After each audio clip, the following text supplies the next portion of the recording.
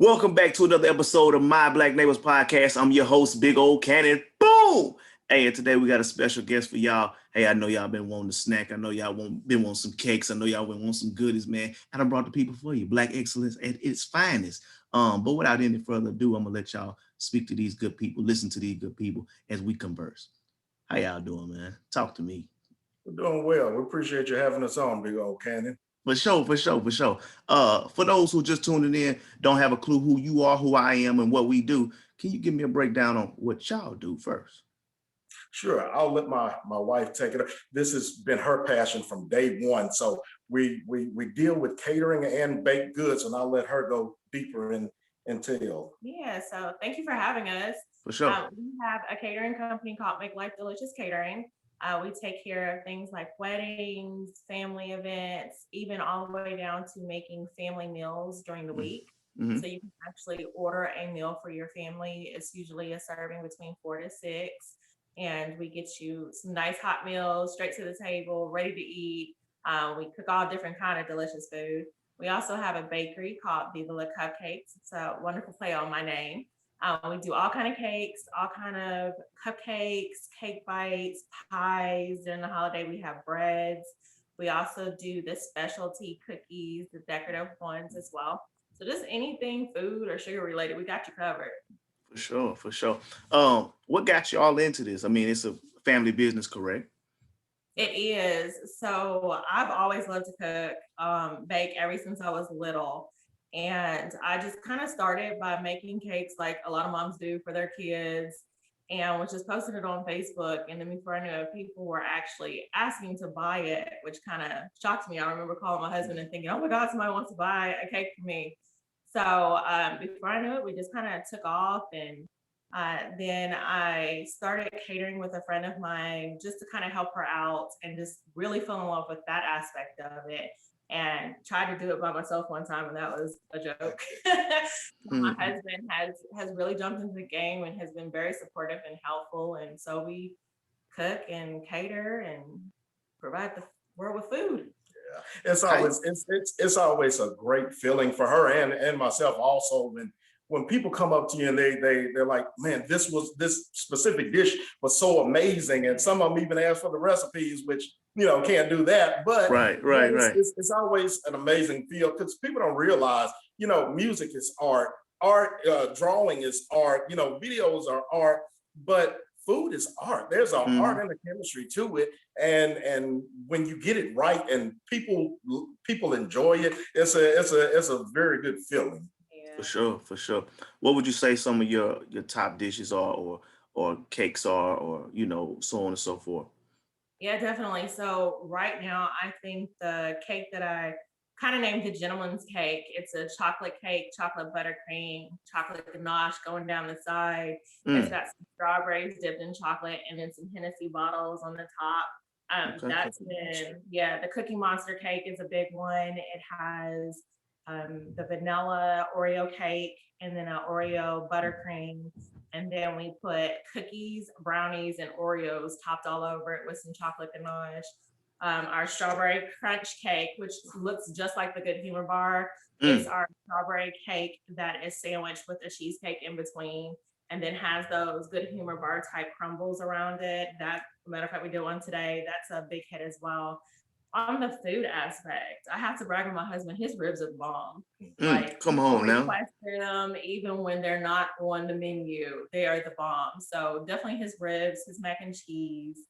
Tuscan tortellini. The Tuscan tortellini is amazing. It's a pasta with Italian sausages. It's amazing. It's really good. Yeah. It makes you feel like you're back in Italy. Right. Those are probably our definitely our big hitters, but we got a lot of them. Illusion cake too well. Oh yes, we do illusion cakes, and that's just pretty much where it looks like things are floating. So I've done one. Let's touch on that for a second. So how do you come up with that? And because that sounds interesting. I'm pretty sure that's something that kind of stands out. What do you? Illusion cakes are fun. We've done one where it looked like a bag of M&Ms is floating in the air with the M&Ms coming out and landing all over the cake, and that was pretty neat.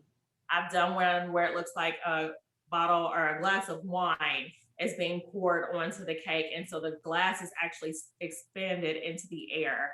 It's really cool. So it just brings a fun twist to just an ordinary cake. What's harder? Would it be the snacks or the cakes, the sweets, I would say, or actually the dishes? Miller, what would you say? Probably the cakes. Cookies, decorative cookies. Yes. So we do decorative cookies, and I think some people don't realize that when you're doing decorative cookies, not just like your chocolate chips, but the ones that have pictures on them or stuff of that nature, they take days to make, and they take a lot of patience too. And a lot of times I find myself getting up at 4:00 in the morning just so it's kind of calm in the house and I can work on them. But yeah, so that takes a little bit. How do you manage like the food part of it? Like how do you how do you keep the servings together? Like let's say I order something tonight or for the week, how do you keep up with that?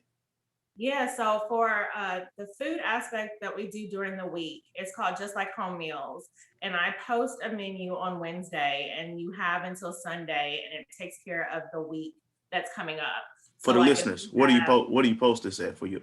Yeah, definitely. So we posted on Make Life Delicious Catering on Facebook. And you can go on there. We're working on our website so that you can go to makelifedelicious.com and get on there, go to the Just Like Home, and then you can order from there as well.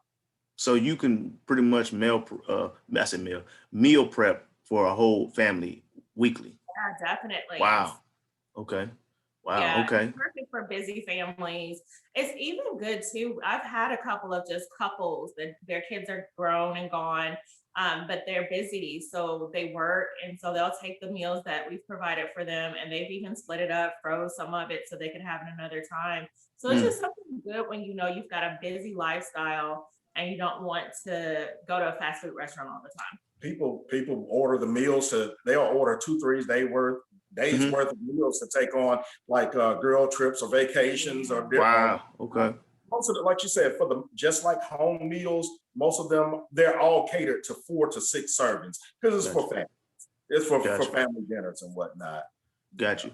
Now let's get into the spin. What do y'all? I mean, I know it might be contradicting, but what do you dislike the most about having to prep? The sweets or the food, if there's anything. That's kind of hard because, like you said, it's a passion. I feel like when you could stay up to like midnight and then get up at 2:00 in the morning, you're either very passionate or crazy. Right. Combination of both. Right. But I think it's just, I don't know, trying to find the balance. We both have been blessed with girls. We have 2 kids, and so I'm homeschooling. So running 2 businesses, trying to keep your house together, and raising kids, I think it just sometimes might get complicated sometimes, and you get tired. 2 kids named Albiana and Trinity. They made us promise to say their names. Oh yeah, for sure. And the reason I say that because it was a spin. There's a lot of people that say that they like to cook and do sweets, but I don't think they realize that you put a lot of time and love and effort into what you do. Exactly. So what would you say to someone that's interested, trying, or they think that they can do it, but they don't really know what all goes into it? What would you say to them? So I'm not gonna lie, it's a lot. There is a lot that goes into it. I sometimes, every once in a while, are like, well, maybe I should just get a 9 to 5. So at 5:00 I clock out and I'm done. And then I'm like, no, I'm good. I like it. I think I have the answer for the hardest part of it. She is fielding phone calls and messages all day long. Even when we're on vacation, it's hard for her to step away because she's fielding orders. And that's what I wanted. Yeah, that's what I wanted to know. That's probably the hardest part about it. It is hard. It is hard. And then of course, if I'm not answering it and taking those orders, then of course you're not getting paid. You know, I'm just. So how do you handle that? Like, how do you handle that? How do you balance that? When you have your alone time or family time or vacation, and then you do have these phone calls that just steady blowing, and that's business. How do you deal with that? That's hard. It is. Yeah, it's a blessing and a curse, man. Because like you said, if the phone calls stop coming and the messages stop coming, then you're out of work. Yeah, but it's hard, man. Like she said, sometimes she just has to take it a few minutes at a time. But being your own boss is nice too, because if I have to push the brakes, then I do it, and I can. I don't have to, ask anybody for time off. If I need the time off, then I'll take it. Mhm. But at the same time, like you said, it is a blessing and a curse. I think some people don't realize when you are a business owner, the way that we are, it does take your toll. You are the king of the castle, but at the same time, it takes its toll at times. For sure. On the My Black Neighbors podcast, we like to ask a couple more questions, which would be for both of y'all. What would you tell your past self, your present self, and your future self? Hmm. I think my past self, if anything, I kind of recognize that I love this a little late in the game. I kind of wish that I had went to culinary school earlier when I graduated, went straight for it. Um, my future self, hold on, you got this, girl. Mm-hmm. Mm-hmm. um, Present. for my present self, my future self, I don't know. It was worth it. As far as past self, that was the exact same answer. Find out what my passion is and what I love to do earlier, so that I can focus my efforts towards that. My Mhm. present self, keep pushing. Don't let anything slow you down or stop you. Set a goal and push forward. And as far as future self, man, I guess never stop rearranging and changing your goals. Okay. Yeah. Can you enlighten on that when you say that, like never change, stop? Because some people think their goals is what their goals is, and that's it. Right? When you say Right. rearranging, yeah. Right. Don't give yourself a ceiling just because you've made it one place. Man, I'll put it like this: we're in our third home, and at one point, I was of the mind frame that, hey, I've made it. This is it was a small home. I've made it. This, I got a home, and my realtor told me this is not going to be your last home. And at that moment, I was like, oh, really?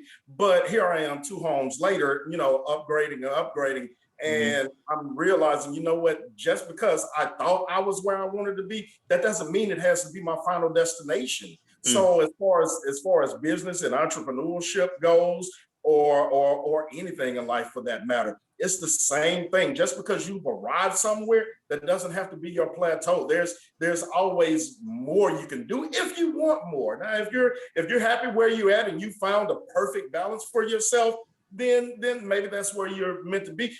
But don't limit yourself. Don't think that's where you have to end up, because that's where your original goal was set. Man, that's amazing. Spoken truly like that. I like that. I think for the listeners as well, that's going to be very inspirational, because, here we talk about a lot of entrepreneurship, and you basically just summed it up. Don't matter where you started, or your book is still being written, essentially. Exactly. Yeah. Before we get out of here, where can anybody find y'all? You have a number, like I said. I know you said you're working on your website. Your social media. Can you drop that for us, please?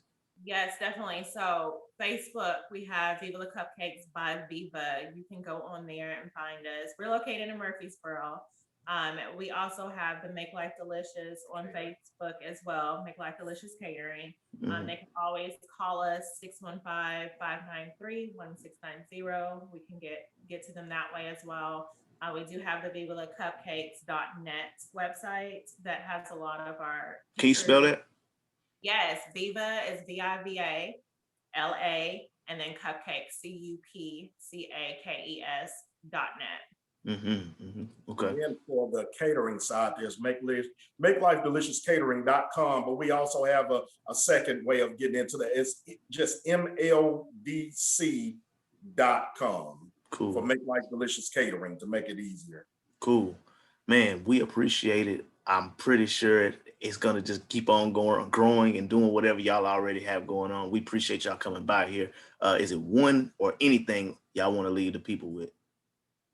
Yeah, like my husband said, just keep pushing forward. Sometimes it does get hard being your own boss, but you've got it. You've made that step, and that's awesome. And we are here to feed you.